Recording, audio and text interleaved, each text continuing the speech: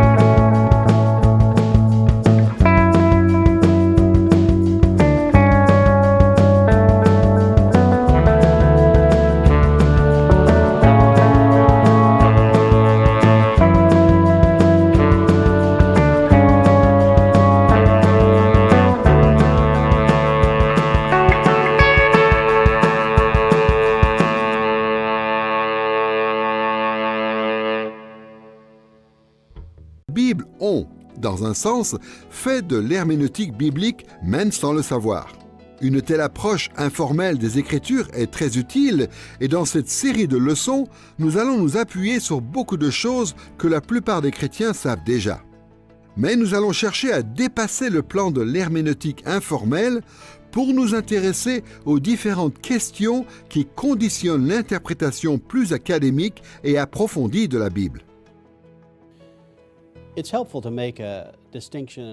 La distinction et la comparaison entre l'herméneutique générale et l'herméneutique biblique est utile. La Bible est concernée par l'herméneutique générale dans la mesure où on se pose des questions du type « Quel est le rôle du verbe dans la phrase ? Quels sont les différents éléments du discours ? C'est quoi la grammaire, la syntaxe, et ainsi de suite ? Comment faire pour savoir ce que voulait dire l'auteur lorsqu'il a écrit ces choses ?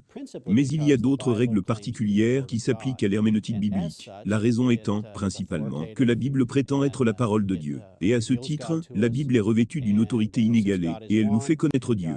Par conséquent, puisque Dieu est un être unifié, et parce qu'il est la vérité, la Bible ne se contredit jamais. Et donc une des particularités de l'herméneutique biblique, c'est qu'on va chercher à mettre en rapport l'ensemble des données de la Bible en tenant compte de cette réalité qui est présupposée. C'est que les données de la Bible ne se contredisent en aucun point. Au contraire, ces données nous communiquent la révélation de Dieu, certes dans la diversité de cette révélation, mais de manière cohérente et concordante. Gardons à l'esprit notre définition de l'herméneutique biblique et passons à une autre expression importante, les processus herméneutiques. Il s'agit là des méthodes principales que l'on suit pour pouvoir interpréter la Bible. Dans le cadre de cette série de leçons, nous allons nous référer à 3 processus herméneutiques principaux: la préparation, l'investigation et l'application. Ces processus sont si importants pour l'interprétation de la Bible que chacune des leçons de cette série dépendra d'une de ces 3 catégories. Pour commencer, que veut-on dire par la préparation?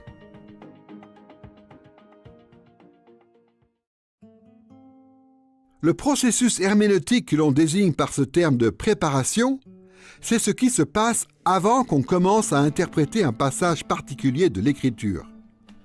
Et dans la mesure où nous lisons et étudions la Bible régulièrement, cela veut dire que nous sommes constamment en train de nous préparer. Il est important de reconnaître que la préparation est un processus inéluctable, puisque personne n'est jamais une tabula rasa au moment d'aborder la Bible. Personne ne peut faire table rase avant d'ouvrir les Écritures. Nous les abordons toujours sous l'influence de toute une panoplie de concepts, de comportements et d'émotions. Que nous en ayons conscience ou non, à chaque fois que nous lisons la Bible, nous sommes conditionnés par des choses qui, pour certaines, vont favoriser une bonne interprétation, mais pour d'autres, vont faire entrave à cette bonne interprétation. C'est pourquoi certaines des leçons que nous allons aborder dans cette série vont se concentrer sur ce processus de préparation, c'est-à-dire comment nous pouvons nous préparer le mieux possible à bien interpréter la Bible.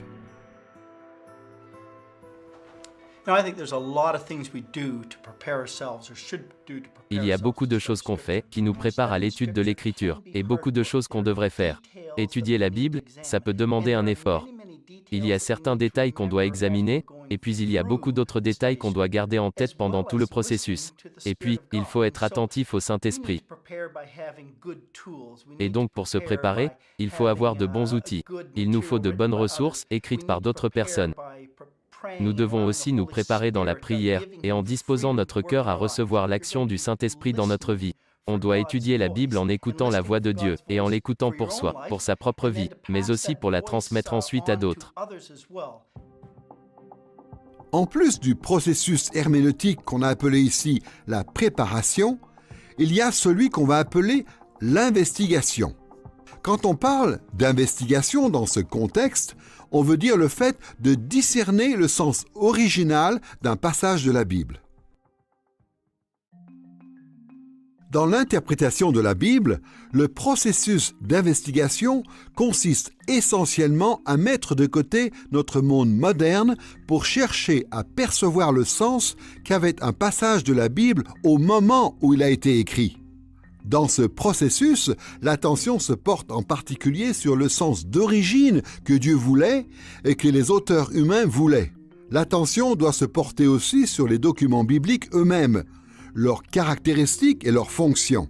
Et elle se porte sur les premiers destinataires des Écritures. À bien des égards, quand on lit la Bible, il est impossible d'éluder la question de son sens original.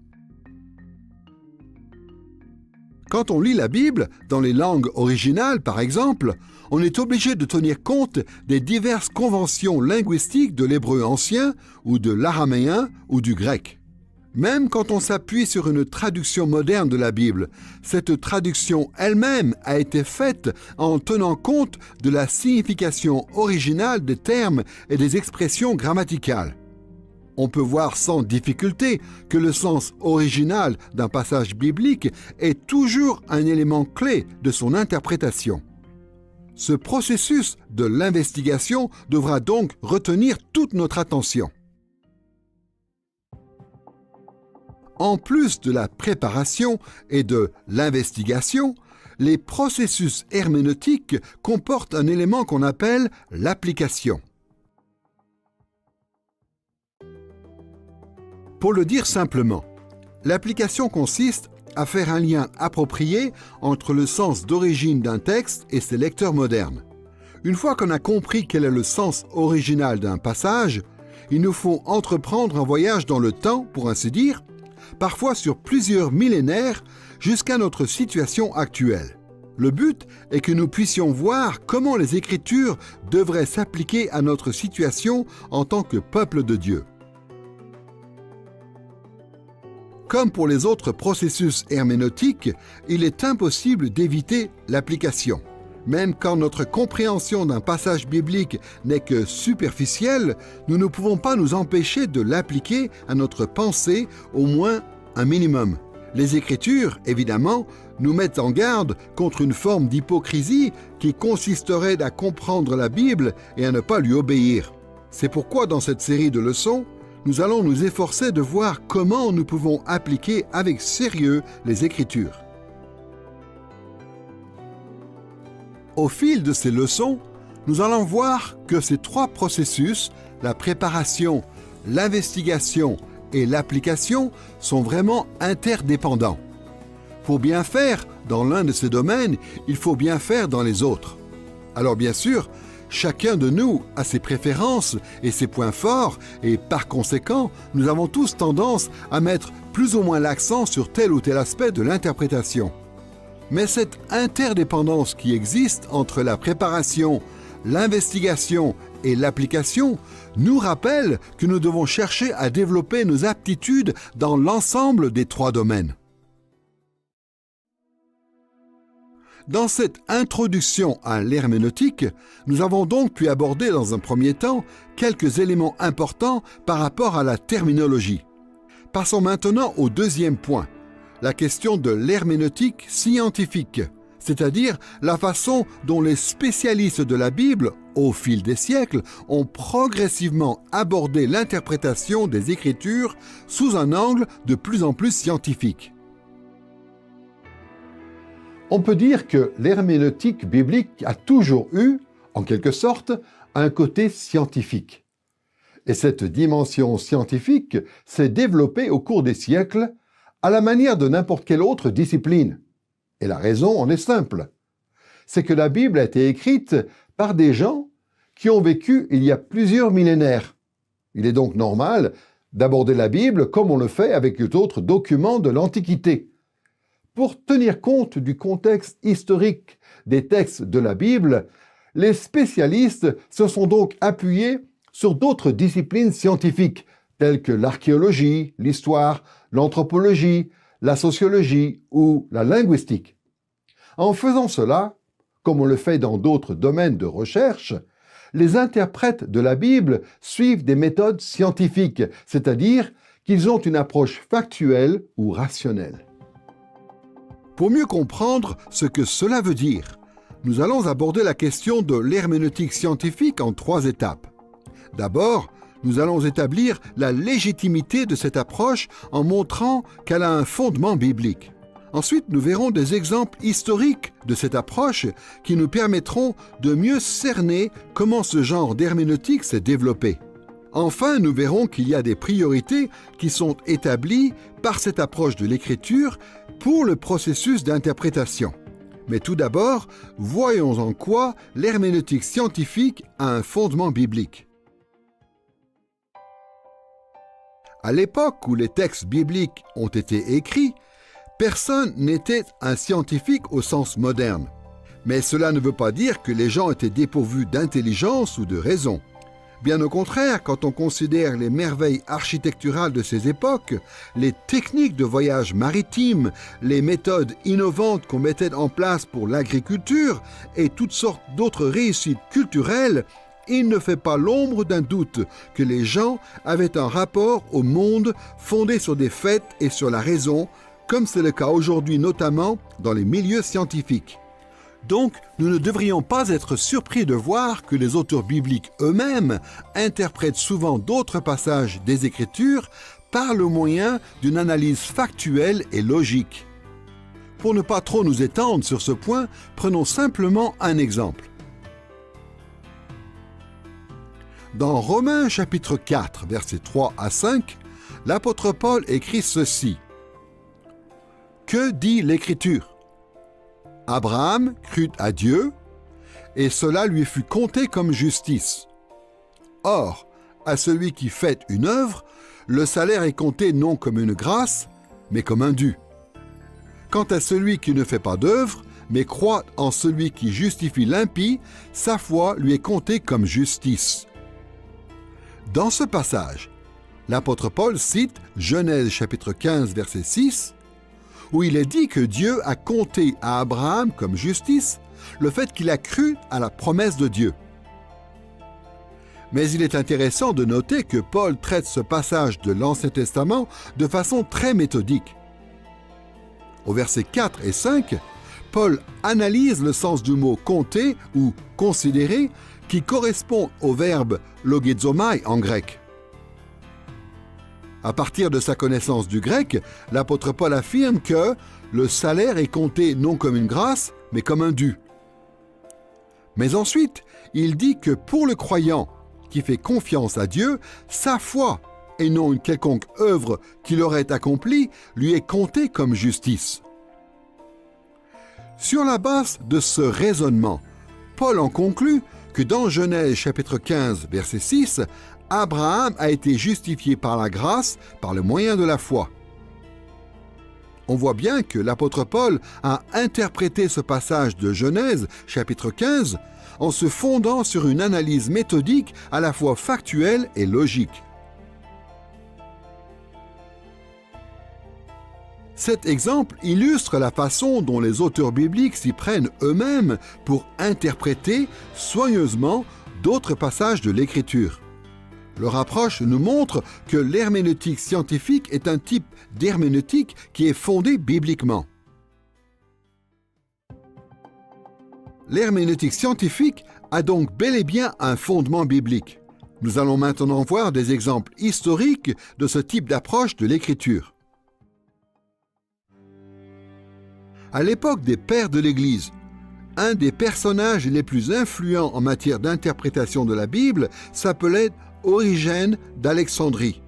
Il a vécu de l'an 185 à 254 après Jésus-Christ. Un peu plus loin dans cette leçon, nous verrons qu'Origène est allé bien au-delà d'une simple interprétation scientifique de la Bible. Néanmoins, il s'est aussi consacré à une analyse soigneusement factuelle et rationnelle des Écritures.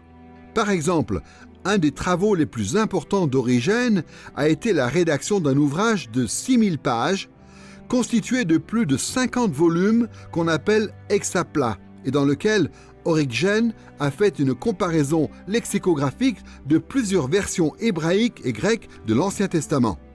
Ce travail magistral a été perdu quelques siècles plus tard, mais c'est quand même un exemple remarquable d'approche scientifique du texte biblique dans les tout premiers siècles de l'ère chrétienne. Après l'époque d'Origène, on trouve d'autres exemples notables d'approche scientifique de l'Écriture. Augustin d'Hippone, par exemple, qu'on appelle couramment Saint Augustin, et qui a vécu de l'an 354 à 430 après Jésus-Christ, a lui aussi consacré beaucoup d'énergie à l'analyse factuelle et rationnelle de la Bible, en se donnant même parfois beaucoup de mal.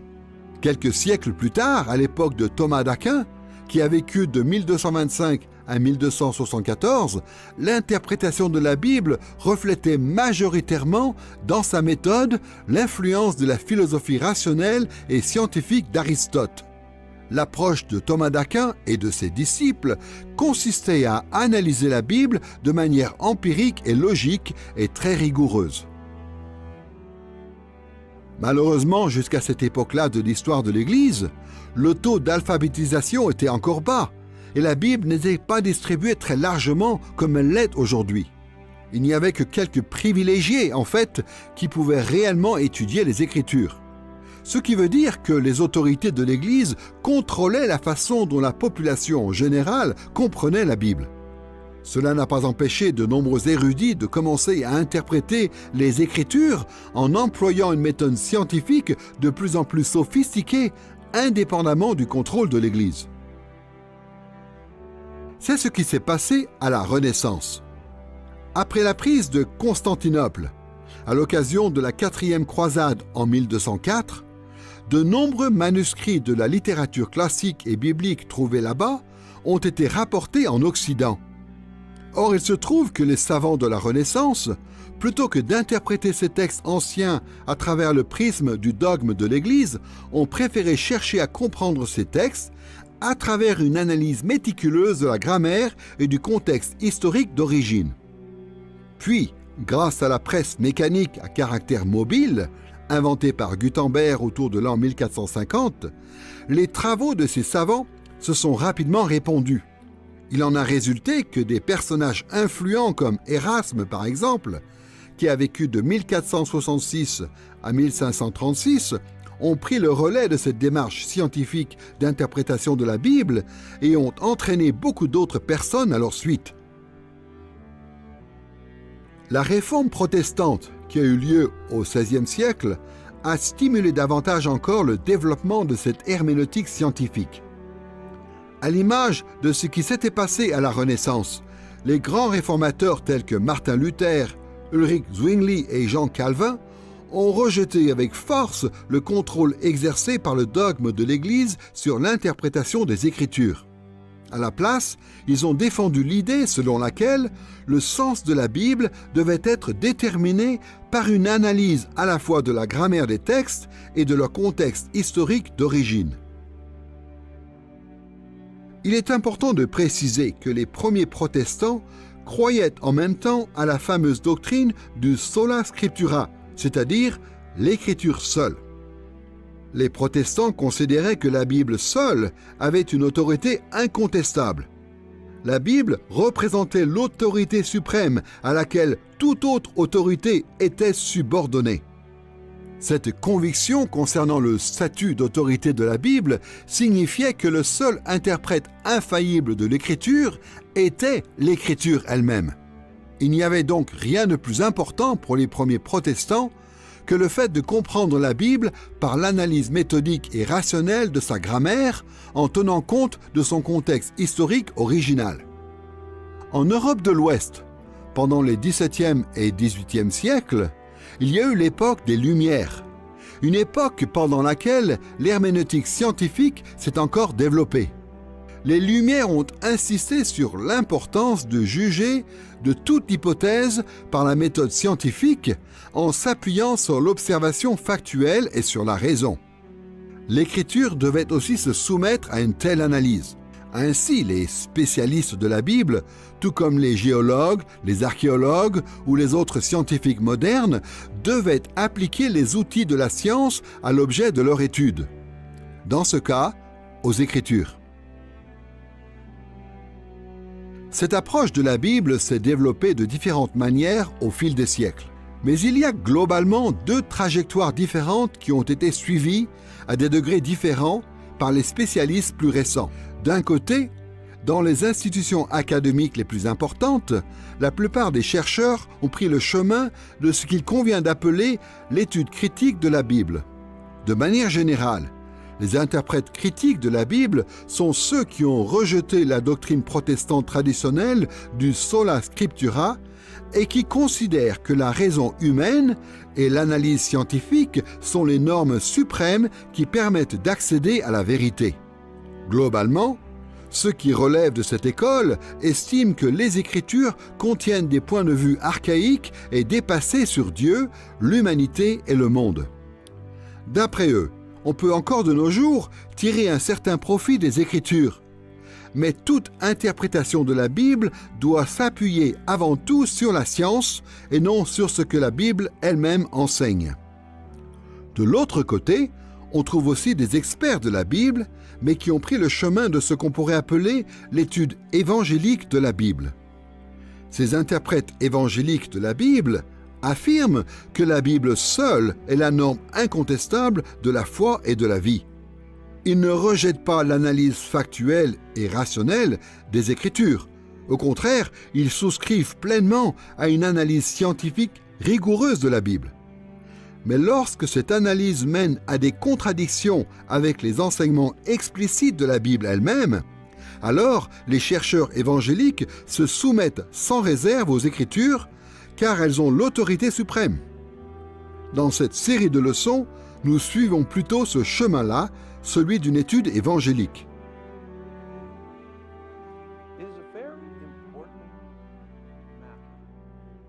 Il est très important pour les chrétiens, surtout pour les chrétiens protestants, de se soumettre à l'autorité des Écritures.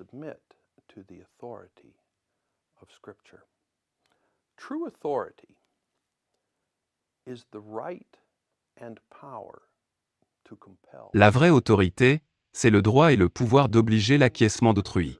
Et il n'y a que la Bible qui soit légitime pour exercer une telle autorité dans la vie d'un chrétien.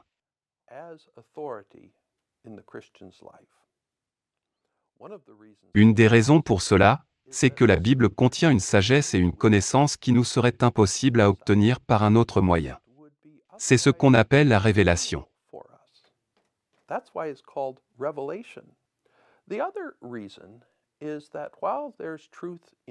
Une autre raison, c'est que même si on peut trouver des éléments de la vérité un peu partout, la vérité qui est consignée dans les Écritures a été, quant à elle, arrangée de manière surnaturelle, tant au niveau de son contenu que de sa forme. De sorte qu'elle atteint un degré de fiabilité absolument unique, en comparaison avec toutes les autres sources de vérité, auxquelles on peut avoir accès dans le monde.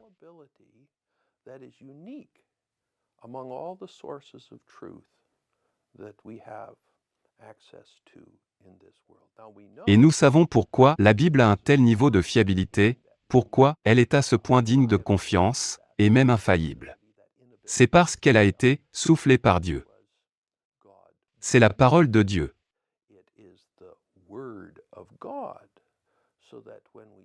Ainsi, quand on parle de l'autorité des Écritures, on parle en réalité de l'autorité de Dieu. Et donc, en se soumettant aux Écritures, on est en fait en train de reconnaître qu'on est une créature, un être subordonné et dépendant.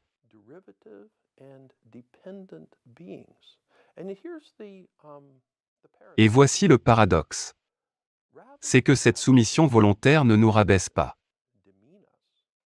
Elle ne nous affaiblit pas. Au contraire, c'est la chose la plus valorisante qu'on puisse faire, puisque c'est ce qui nous ouvre l'accès à la vérité. Et c'est ce qui nous engage sur le chemin de la vie et du véritable épanouissement.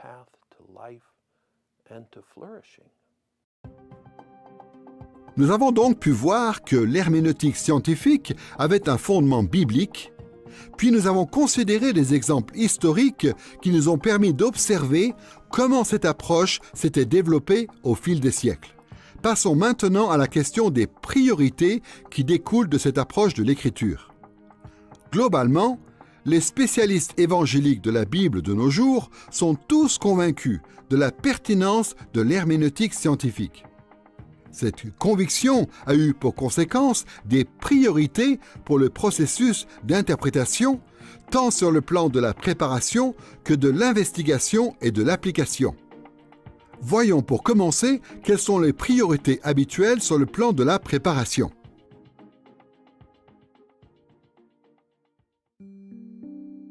Comme on l'a déjà dit dans cette leçon, il est impossible d'éviter l'étape de la préparation quand on commence à interpréter un texte biblique. Mais au niveau académique, les spécialistes de la Bible ont établi certaines priorités pour cette étape qui correspondent plus ou moins à celles qu'on trouve dans d'autres disciplines. Imaginez que vous soyez sur le point d'étudier la biologie à l'université et que vous souhaitiez vous y préparer du mieux possible. Vous demandez donc à plusieurs professeurs de biologie « Comment est-ce que je devrais me préparer pour mes études ?»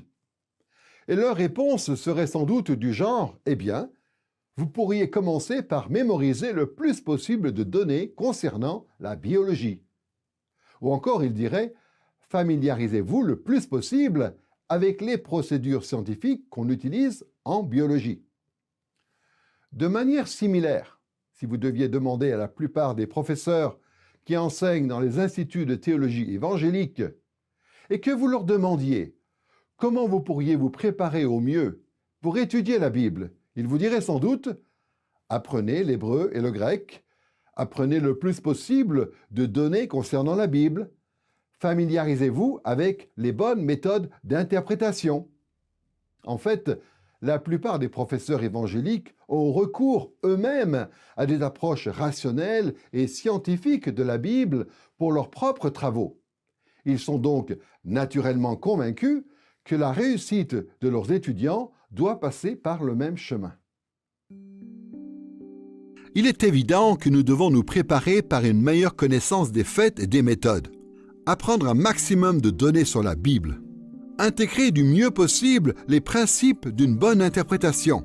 Mais on verra un peu plus loin qu'on ne doit pas s'arrêter à une préparation purement intellectuelle, car il y a aussi d'autres choses très importantes qu'on doit faire préalablement à une bonne interprétation de la Bible. L'herméneutique scientifique implique donc des priorités, comme celles que nous venons de voir sur le plan de la préparation. Qu'en est-il sur le plan de l'investigation? En général, les spécialistes de la Bible distinguent deux façons d'étudier l'Écriture. D'un côté, l'exégèse, de l'autre, l'exégèse. L'exégèse provient du mot grec qui veut dire « conduire hors de » ou « faire sortir ». L'idée est donc de faire sortir le sens d'un texte. Par opposition, l'exégèse dénote l'idée de conduire dans ou de faire entrer, c'est-à-dire d'introduire un sens dans un passage. Les interprètes de la Bible, qui cherchent à aborder les textes de manière scientifique, font beaucoup d'efforts pour éviter l'exégèse. Ils s'appuient sur des principes d'interprétation et sur des méthodes qui vont leur permettre au contraire d'aboutir à des interprétations exégétiques et non exégétiques de l'Écriture. C'est du moins ce qu'ils recherchent. Dans cette perspective donc, l'investigation consiste essentiellement à mettre en action notre préparation intellectuelle de façon à découvrir les données bibliques. On cherche à relever le sens original des textes de l'Écriture en mettant en œuvre les méthodes et les principes d'interprétation qu'on a soigneusement élaborés au préalable, le but étant de discerner ce que le texte veut dire objectivement plutôt que d'aboutir à une opinion personnelle ou préconçue. Comme on le verra au cours de cette série de leçons, cette façon de mettre en œuvre des méthodes scientifiques est un élément très important de l'interprétation de la Bible. Mais on verra aussi que c'est loin d'être suffisant pour établir correctement le sens original des Écritures.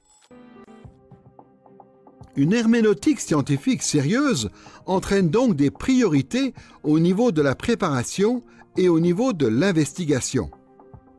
C'est aussi le cas au niveau de l'application. Comment les spécialistes évangéliques de la Bible s'y prennent-ils pour appliquer les Écritures de nos jours? Dr. Richard Pratt raconte « Quand j'étais étudiant en théologie, il y avait un camarade dans la classe qui interrompait souvent les professeurs pendant les cours. Sa question était toujours à peu près la même. « Professeur, comment votre exégèse de ce texte s'applique-t-elle à nous aujourd'hui?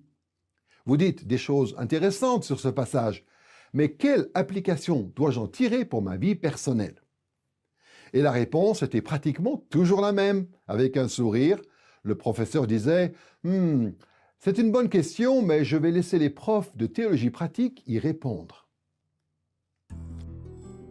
Il est bien vrai que l'interprétation scientifique académique de la Bible ne laisse souvent que peu de place à l'application pratique des textes de l'Écriture. Au mieux, cette approche aboutit à des applications orientées vers la connaissance des données bibliques. Pour le dire autrement, l'application consiste souvent à simplement établir le genre de données que les disciples de Christ aujourd'hui sont censés croire d'après la Bible. Les fidèles sont invités à croire que les affirmations théologiques et morales de la Bible, qui sont factuelles, sont vraies. Et ce genre d'application est certainement d'une grande utilité. Mais cela néglige aussi toutes sortes d'autres manières dont l'Écriture devrait s'appliquer à notre vie aujourd'hui. Il est important d'avoir une bonne méthode pour étudier la Bible, mais en même temps, en exagérant l'importance de la méthode, on risque d'aboutir à un processus purement mécanique, comme si c'était automatique, comme si on disait, finalement, eh bien j'ai suivi la méthode, et voici ma conclusion logique. Et ça finit par devenir un exercice purement intellectuel, plutôt que quelque chose qui engage toute la personne.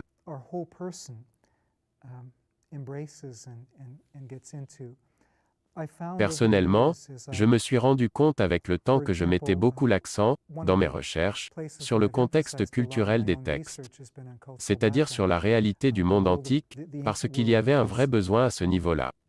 Peu de gens ont vraiment accès à ce genre d'informations.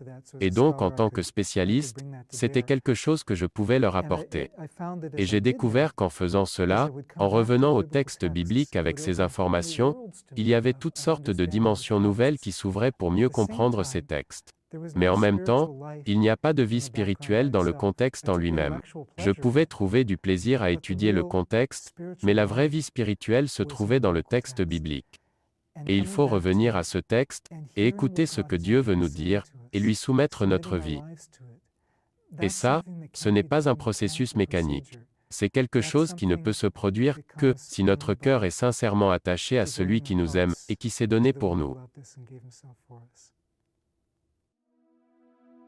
Jusqu'ici, dans cette introduction à l'herméneutique, nous avons pu, dans un premier temps, aborder la question importante de la terminologie, puis nous avons pu voir, dans les grandes lignes, ce qu'était l'herméneutique scientifique.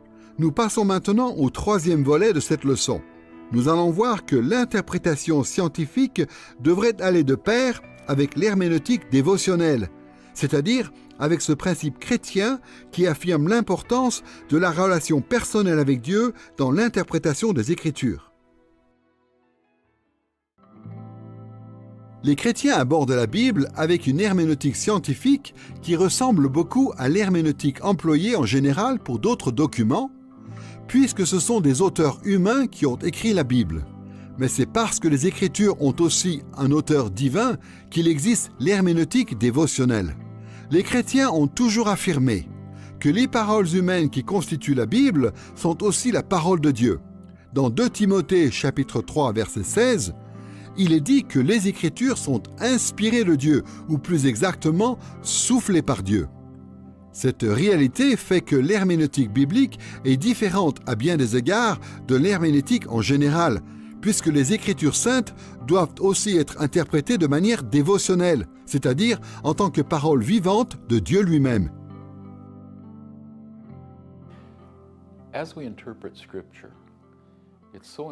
Quand on interprète la Bible, il est important de se rappeler qu'il ne s'agit pas simplement de paroles écrites par des hommes.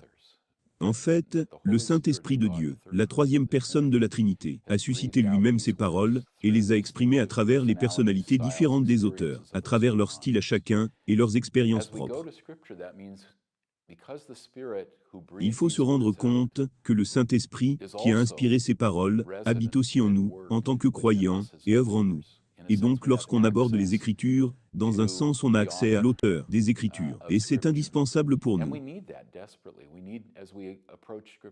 Quand on aborde les Écritures, on a besoin de les aborder dans la prière, dans la dépendance du Saint-Esprit qui doit illuminer notre intelligence et aussi illuminer les Écritures pour que nous les comprenions. Nous allons réfléchir à l'herméneutique dévotionnelle en suivant les 3 points que nous avons déjà mentionnés. D'abord, nous allons voir que cette façon d'interpréter les Écritures a un fondement biblique. Ensuite, nous passerons en revue des exemples historiques de théologiens qui ont pratiqué l'herméneutique dévotionnelle. Enfin, nous verrons que cette approche des Écritures entraîne aussi des priorités dans le processus d'interprétation. Mais pour commencer, l'herméneutique dévotionnelle a un fondement biblique. Il est vrai que d'un côté, les auteurs de la Bible abordaient les Écritures de manière plus ou moins scientifique. Mais d'un autre côté, il faut reconnaître qu'ils les abordaient également d'une manière dévotionnelle. Il est clair que pour eux, un disciple de Christ doit lire et étudier les Écritures comme parole de Dieu, sous le regard de Dieu, et s'attendre à en recevoir des effets extraordinaires, voire surnaturels. Il y a de nombreux passages où les auteurs de la Bible soulignent cet aspect de l'interprétation. Prenons pour l'instant un seul exemple. Dans Hébreux chapitre 4, verset 12, il est dit ceci: « Car la parole de Dieu est vivante et efficace, plus acérée qu'aucune épée à double tranchant. Elle pénètre jusqu'à la division de l'âme et de l'esprit, des jointures et des moelles. Elle est juge des sentiments et des pensées du cœur. Dans ce passage, l'auteur de l'Épître aux Hébreux est en train de faire référence à un extrait du psaume 95 qu'il a cité quelques versets auparavant et qu'il appelle ici la parole de Dieu. Dans Hébreux chapitre 4 verset 7, l'auteur avait cité ce psaume en disant que Dieu lui-même avait parlé par la bouche de David. Et avant cela, dans Hébreux chapitre 3 verset 7, il avait aussi introduit le psaume 95 comme étant ce que dit le Saint-Esprit. Ce qu'il faut remarquer maintenant, c'est la façon dont l'auteur, qui vient d'affirmer l'origine divine de ce psaume, décrit l'expérience qu'on fait quand on lit l'Écriture sainte. Il dit que l'Écriture elle-même est vivante et efficace. Elle pénètre au plus profond de notre être intérieur et elle est juge des sentiments et des pensées du cœur par le moyen d'une lame extrêmement coupante, plus acérée qu'aucune épée à double tranchant. Dans le cadre de l'herméneutique scientifique, la Bible est considérée comme un objet qu'on dissèque et qu'on examine. Mais dans ce passage, l'auteur de l'Épître aux Hébreux nous dit que c'est plutôt la Bible qui nous dissèque et qui nous examine. Ce passage est très important par rapport à notre étude parce que l'auteur de l'Épître aux Hébreux était un grand érudit doté d'une grande sophistication. Au fil de son discours, il analyse les Écritures de l'Ancien Testament avec une finesse et une perspicacité largement supérieures à beaucoup d'autres auteurs du Nouveau Testament. Mais son analyse hautement intellectuelle de l'Écriture ne le prive pas pour autant d'une herméneutique dévotionnelle. Bien au contraire, ses interprétations intellectuelles le rendent encore plus capable de tirer de l'Écriture des effets vraiment touchants, puissants et profondément bénéfiques par rapport à sa relation avec Dieu. Son exemple nous montre que l'herméneutique scientifique et l'herméneutique dévotionnelle vont main dans la main. Il est clair donc qu'il y a un fondement biblique à l'herméneutique dévotionnelle. Prenons maintenant des exemples historiques qui vont nous aider à voir comment des chrétiens ont combiné l'approche scientifique et l'approche dévotionnelle dans leurs interprétations des Écritures. L'interprétation dévotionnelle de la Bible occupait une place importante à l'époque des pères de l'Église. On a déjà mentionné le fait qu'Origène d'Alexandrie était un théologien particulièrement méthodique et scientifique dans son approche de la Bible.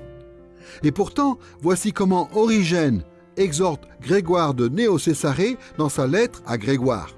« T'appliquant de la sorte à la Lectio Divina, cherche avec loyauté et une indestructible foi en Dieu le sens des divines Écritures, qui cachent sa grande ampleur. Il ne faut pas te contenter de frapper et de chercher. Pour comprendre les choses de Dieu, l'oratio est absolument nécessaire. » Dans cette citation, Origène dit à Grégoire de s'appliquer à la Lectio Divina. La Lectio Divina est une expression latine qui veut dire lecture divine et qui désigne une forme traditionnelle d'herméneutique dévotionnelle qui existe encore aujourd'hui sous différentes formes. La façon dont Origène abordait les Écritures était fortement influencée par le néoplatonisme, dans la continuité surtout des travaux de Philon d'Alexandrie, qui était un interprète juif de l'Ancien Testament. C'était une perspective qui disait que la Bible contenait, sous la surface, des vérités spirituelles célestes cachées à la plupart des gens. Il s'agit de ce sens dont parle Origène qui cache sa grande ampleur dans les Écritures. Il faut aux croyants une indestructible foi en Dieu pour pouvoir discerner ces vérités cachées. Voilà comment chercher le sens des divines Écritures. Il faut considérer la Bible comme divine Écriture. Il ne faut pas s'arrêter de chercher sans toutefois s'en contenter, car d'après Origène, ce qui est absolument nécessaire pour comprendre les choses de Dieu, c'est l'oratio, c'est-à-dire la prière. D'un côté, bien sûr, nous devons rejeter les présupposés néoplatoniques d'Origène par rapport à cette question. Mais d'un autre côté, il reconnaît quand même là une vérité essentielle concernant les Écritures. Quand les fidèles cherchent Dieu par la prière et la méditation en lisant les Écritures, Dieu accorde aux fidèles un éclairage particulier et ils reçoivent des choses qu'ils ne pourraient recevoir autrement.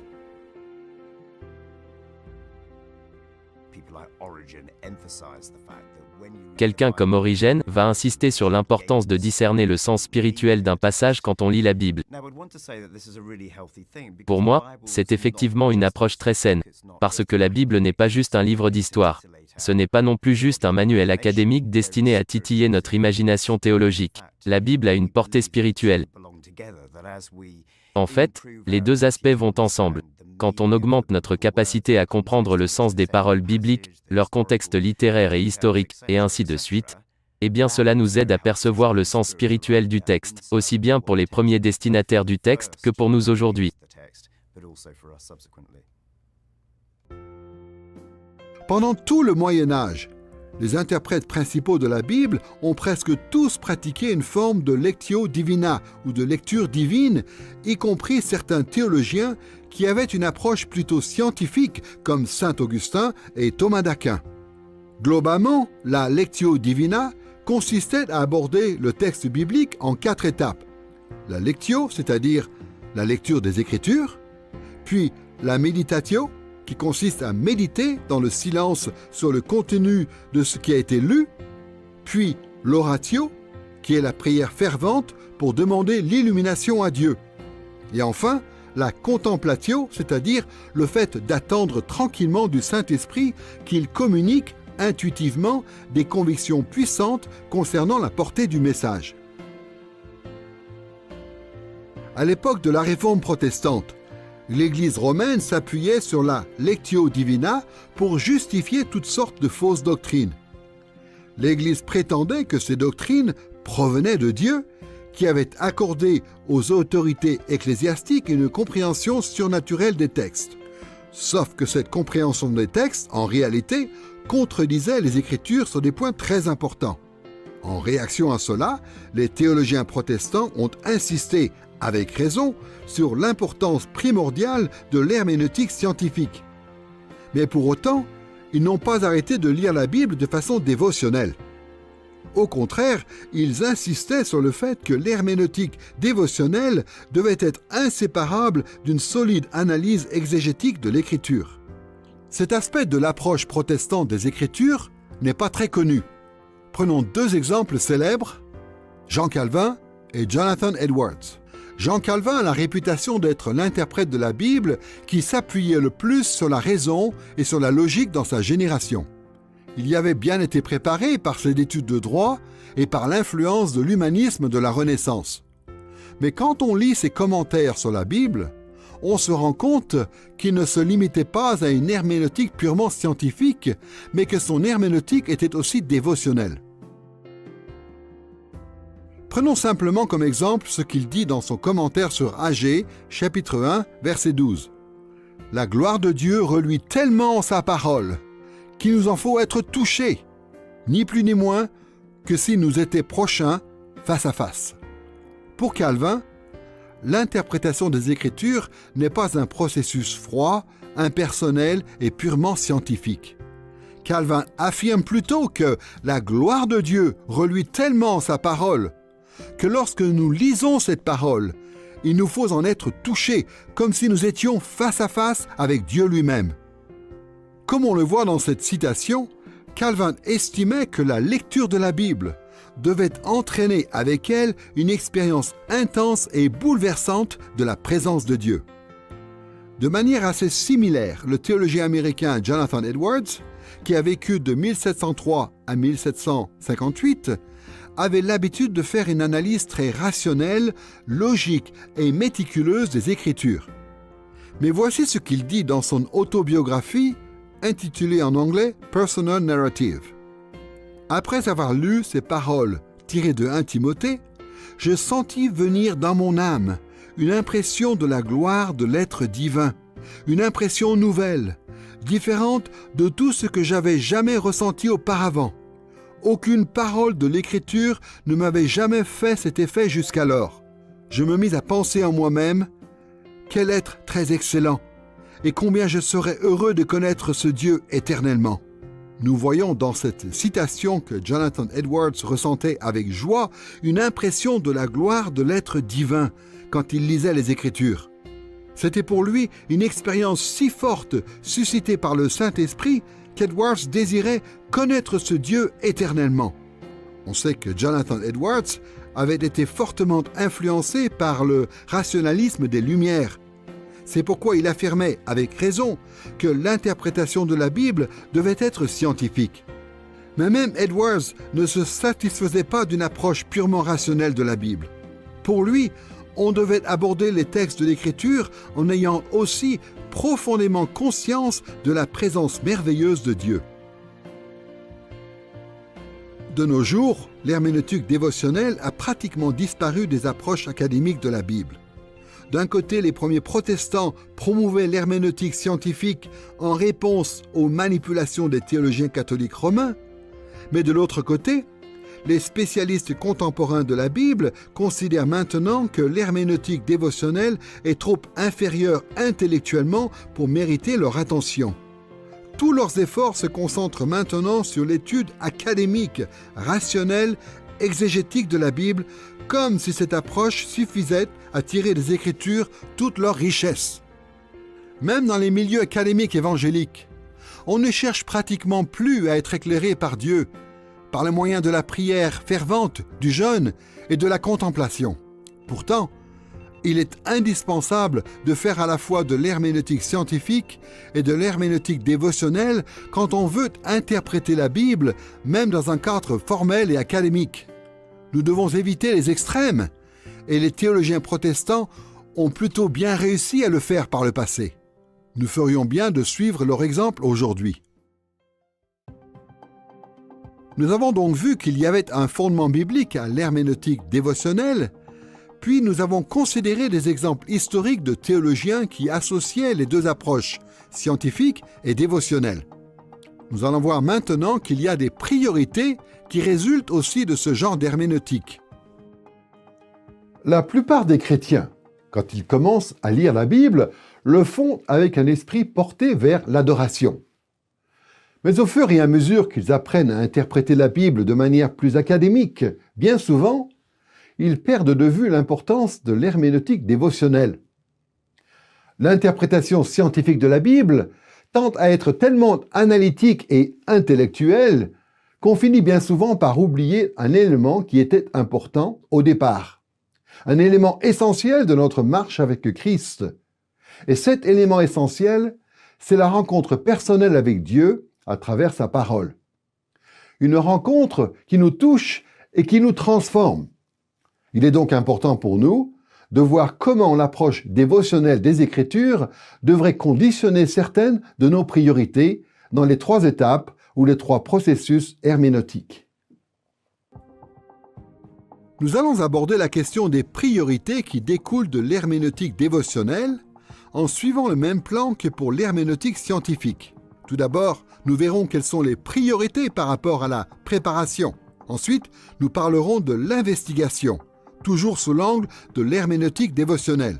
Et enfin, nous réfléchirons à la question de l'application dans ce type d'approche. Commençons par la préparation. Malheureusement, beaucoup de chrétiens sincères pensent que nous n'avons aucun contrôle sur l'expérience que nous pouvons faire de la présence de Dieu lorsque nous lisons la Bible. C'est une expérience qui peut se produire ou pas, et nous n'avons aucun moyen de nous y préparer. Pourtant, voici ce que dit l'apôtre Jacques par rapport à cette idée reçue dans Jacques chapitre 4, verset 8. « Approchez-vous de Dieu, et il s'approchera de vous. » Cette expression « Approchez-vous de Dieu » vient de l'Ancien Testament. Les fidèles s'approchaient de la présence spéciale de Dieu qui résidait dans le tabernacle, puis dans le temple. Évidemment, Dieu est partout, et il est capable de manifester sa présence de manière spectaculaire n'importe où et n'importe quand. Mais ce que dit Jacques reflète l'importance que la Bible accorde à la responsabilité humaine. Si nous voulons faire l'expérience de la présence spéciale de Dieu, nous devons nous approcher de lui, et Dieu, réciproquement, s'approchera de nous. Dans le cadre de l'herméneutique dévotionnelle, On pourrait dire globalement que la préparation implique la sanctification, ou pour le dire autrement, une sainte consécration à Dieu. Les Écritures nous enseignent à nous débarrasser de tout ce qui fait entrave à notre communion avec Dieu et à rechercher tout ce qui, au contraire, la favorise. Il va sans dire que ce genre de préparation représente quelque chose de si vaste qu'on ne peut pas en aborder tous les éléments. Mais pour en avoir au moins une idée générale, on peut dire que cette préparation doit se vivre dans 3 domaines principaux: celui de notre pensée, celui de notre comportement et celui de nos émotions. D'abord, si nous voulons rencontrer Dieu à travers les Écritures, nous devons nous préparer au niveau de notre pensée. Ce que cela veut dire, c'est que nous devons faire tout notre possible pour conformer nos croyances à la vérité de la parole de Dieu. Quand on croit des choses qui sont fausses concernant Dieu, le genre humain ou le monde, cela fait obstacle à la communion avec Dieu. Comme on l'a vu, les spécialistes de la Bible ont tendance à se concentrer sur un éventail d'idées plutôt limité qui correspondent à l'objet de leur recherche, lui aussi généralement limité. Or, le processus de sanctification qui est conduit par le Saint-Esprit entraîne en nous un profond désir de conformer toutes nos pensées à la pensée de Dieu. Et cette aspiration profonde nous prépare justement à entrer dans la présence de Dieu à travers l'interprétation des Écritures. Ensuite, si nous voulons nous approcher de Dieu par l'étude de la Bible, nous devons aussi nous préparer au niveau de notre comportement. D'après les Écritures, quand on fait des choses qui sont contraires à la volonté de Dieu, cela constitue un obstacle très important à l'expérience qu'on pourrait faire de la présence et de la faveur de Dieu. Quand on se prépare à l'herméneutique dévotionnelle, on doit se repentir de ses manquements et avoir le désir sincère de conduire sa vie de manière qui plaise à Dieu. Enfin, troisièmement, si nous voulons nous approcher de Dieu, nous devons aussi nous préparer au niveau de nos émotions. Cette préparation concerne toutes nos attitudes, quelles qu'elles soient, qu'il s'agisse d'une passion passagère ou d'un sentiment persistant qui concerne Dieu, les humains ou le reste de la création. Les Écritures nous mettent souvent en garde contre l'orgueil, contre la haine et contre l'endurcissement du cœur. Ce genre d'émotion nous empêche d'entrer dans la présence spéciale de Dieu. À l'inverse, l'humilité, l'amour, la douceur et les autres vertus de ce genre ouvrent le chemin de la communion avec Dieu. C'est pour cette raison que notre préparation dans le domaine de l'herméneutique dévotionnelle devrait concerner non seulement notre pensée et notre comportement, mais aussi toutes nos émotions.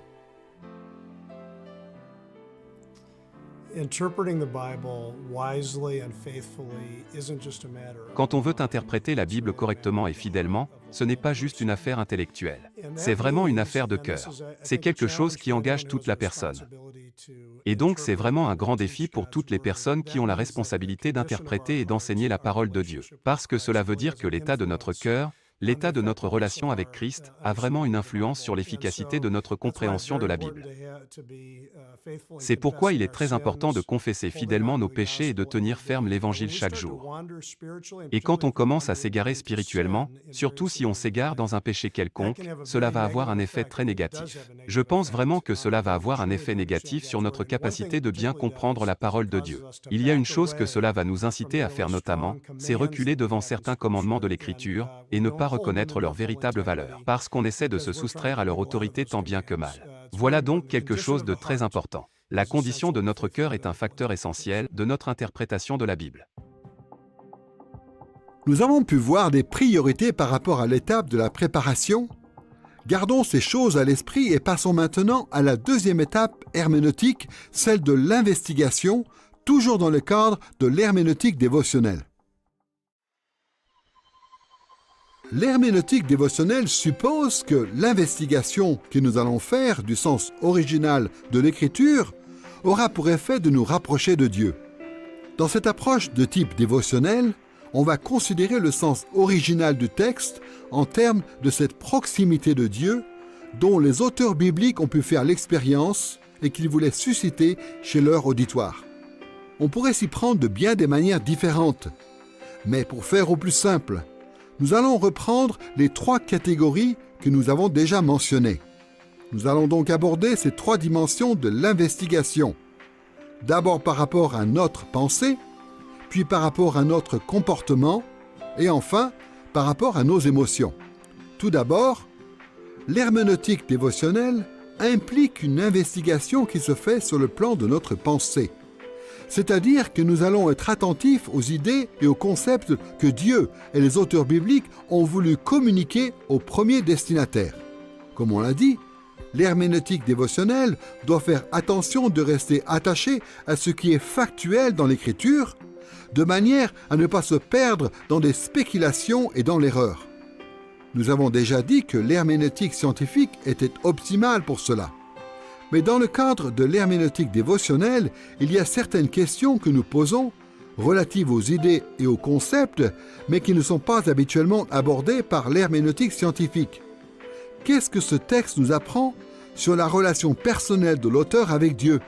Que peut-on dire sur la façon dont l'auteur s'y prend pour rapprocher ses destinataires de Dieu? Ensuite, l'investigation dévotionnelle va s'intéresser au sens original du texte par rapport à la question de notre comportement. On a déjà mentionné le fait que notre comportement pouvait aussi bien contribuer positivement que faire entrave à notre capacité d'entrer dans la présence spéciale de Dieu. C'est pourquoi dans les écrits des auteurs bibliques, on va aussi discerner la façon dont leurs actes et les actes de leurs destinataires affectaient l'expérience qu'ils pouvaient faire de la proximité de Dieu. Et troisièmement, l'investigation dévotionnelle cherche à faire ressortir les aspects du sens original qui relèvent de nos émotions en relation avec le fait de s'approcher de Dieu. C'est quelque chose que l'interprétation scientifique néglige souvent, mais il n'en demeure pas moins que les auteurs de la Bible ont exprimé leurs propres émotions et ont cherché à toucher les émotions de leurs premiers destinataires. Partout dans la Bible, on voit les joies, les doutes, les peines et les peurs des auteurs originaux et de leurs destinataires. Et comme on a déjà pu le sous-entendre, quand on fait puissamment l'expérience de la proximité de Dieu, cela entraîne des émotions puissantes à leur tour. Il est donc important d'être attentif à ce que les textes bibliques révèlent concernant les émotions des auteurs et de leurs destinataires et le rapport de ces émotions à l'expérience qu'ils ont pu faire de la présence de Dieu. Nous venons donc de parler des priorités au niveau de la préparation, puis de l'investigation. Pour finir, parlons des priorités au niveau de l'application dans le domaine de l'herméneutique dévotionnelle. Quand on lit la Bible sous le regard de Dieu, on devrait naturellement être attentif au fait d'appliquer la parole de Dieu selon l'intention de Dieu. On n'aborde pas la Bible comme un vulgaire objet inanimé, écrit par de simples êtres humains il y a de cela plusieurs milliers d'années. Bien au contraire, nous traitons les Écritures comme étant la parole vivante de Dieu qui nous est destinée aujourd'hui. Pour comprendre ce que cela veut dire, nous allons reprendre ces trois mêmes catégories: notre pensée, notre comportement et nos émotions. Qu'est-ce qu'une application dévotionnelle par rapport à ces trois catégories? Du point de vue de notre pensée, l'application dévotionnelle se concentre sur l'idée ou la compréhension que nous devrions avoir de Dieu, de l'homme et du reste de la création selon les Écritures. Quand on cherche à être éclairé par l'Esprit de Dieu, en priant avec ferveur et en méditant fidèlement sa parole, on va découvrir que l'Esprit de Dieu veut confirmer, affiner ou corriger cette compréhension que nous avons de Dieu, de l'homme et du reste de la création. Et en accueillant de tout notre cœur cette progression de notre pensée, nous allons découvrir que nous entrons un peu plus dans la présence bienfaisante de Dieu. Sur le plan de notre comportement, l'application dévotionnelle se concentre sur la façon dont nos comportements sont transformés par la présence de Dieu quand nous sommes à l'écoute des Écritures. Au moment d'aborder les Écritures, on doit déposer humblement dans la lumière tout ce qu'on a fait. Et en nous approchant de Dieu par la prière, son esprit va confirmer ou ajuster nos actes en vue de notre service. De plus, en méditant les Écritures dans la dépendance de l'Esprit Saint, nous allons découvrir que l'Esprit veut aussi nous corriger et nous rendre capables de nous tourner vers des œuvres qui plaisent à Dieu. Enfin, sur le plan de nos émotions, L'application dévotionnelle des Écritures s'intéresse à la façon dont nos attitudes et notre ressenti intérieur sont affectés par la lecture de ces textes sous le regard de Dieu. Dans sa sagesse, l'Esprit de Dieu suscite en nous le regret, la peine ou le chagrin quand ces choses sont appropriées. L'Esprit de Dieu remplit aussi notre cœur de joie, de paix et d'amour. Quand on aborde les Écritures en tant que parole vivante de Dieu, les émotions qu'on ressent pour Dieu, pour autrui et pour le reste de la création peuvent venir imperceptiblement. Mais si l'Esprit le veut, ces émotions peuvent aussi remplir notre cœur si puissamment que nous sommes submergés par la présence de Dieu. Quoi qu'il arrive, au fur et à mesure que nous apprenons à interpréter les Écritures sous le regard de Dieu qui nous est proche, nous allons découvrir que les Écritures prennent vie et nous transforment, non seulement au niveau de notre pensée et de notre comportement, mais aussi au niveau de nos émotions. Quand on étudie la Bible, il faut bien se rendre compte que la Bible ne nous demande pas seulement de changer notre façon de penser, mais aussi notre façon de vivre. Et donc, il y a une chose que j'aime faire, j'encourage les gens à étudier la Bible. Je leur dis de réfléchir à l'application du texte dans ces trois domaines. Ce que tu penses, ressens et fais. L'intellectualisme, c'est quand on applique la Bible à seulement un de ces domaines, à ce que tu penses. C'est vrai que Dieu veut qu'on l'aime de toute notre pensée. Donc la pensée, c'est important. Mais ce qu'on ressent est aussi important pour Dieu, c'est-à-dire nos émotions, notre disposition intérieure tout au long de la journée. Nos émotions sont importantes pour Dieu. Elles peuvent être fidèles à Dieu et elles peuvent être infidèles à Dieu. Une émotion neutre, ça n'existe pas. Et puis il y a aussi l'aspect de ce qu'on fait. Quand on applique la Bible, Dieu ne veut pas seulement qu'on réfléchisse à comment ça devrait changer nos émotions ou notre pensée, mais aussi qu'on réfléchisse à comment ça devrait changer nos actes. Et donc en utilisant cette petite grille, pense, ressent, fait, on peut vraiment trouver un équilibre quand on aborde la Bible. Dans cette introduction à l'herméneutique, nous avons abordé 3 points principaux. D'abord, nous avons soulevé la question importante de la terminologie afin de nous prémunir contre certaines ambiguïtés. Ensuite, nous avons vu que l'herméneutique scientifique était importante en raison de sa rigueur et de sa méthode fondée sur la logique. Et troisièmement, nous avons vu que l'herméneutique dévotionnelle, qui consiste à lire les Écritures dans la présence de Dieu, est la contrepartie indispensable de l'herméneutique scientifique. Quand on apprend à mieux interpréter les Écritures, on s'ouvre le chemin de toutes sortes de nouvelles connaissances et de bénédictions de la part de Dieu. L'Ancien et le Nouveau Testament établissent la norme de ce qu'on est censé croire, de ce qu'on est censé faire, et de ce qu'on est censé ressentir quand on veut rester fidèle à Dieu. Dans les leçons suivantes, nous allons examiner tout cela beaucoup plus en détail. Et nous allons voir à quel point l'herméneutique scientifique et l'herméneutique dévotionnelle sont des disciplines essentielles pour notre foi. Et nous allons enrichir notre compréhension du service que Dieu attend de nous, et cela touche tous les domaines de la vie.